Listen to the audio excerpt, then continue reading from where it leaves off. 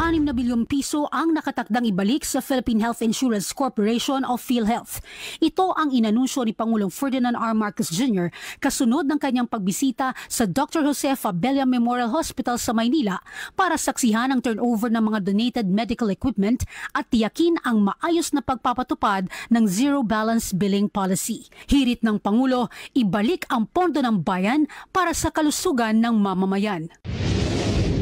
Mga savings natin na bago na galing sa iba't ibang departamento but mainly from Department of Public Works and Highways, yung 60 billion na yan, ibabalik na natin sa PhilHealth para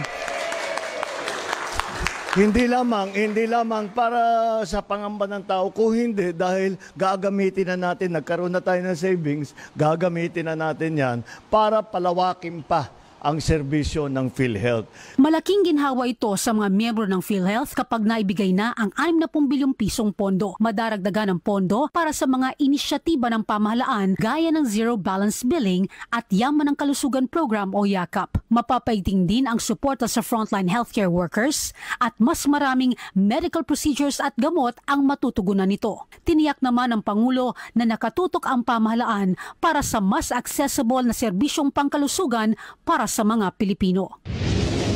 Alam mo, ang tao, kahit gaano kayaman, kahit gaano kasikat, kapag may sakit, hindi masaya ang tao yan. And that is why healthcare is the most important service that the government can give. And that's why pinapatibay natin ang gusto, pinapalawak natin ang gusto.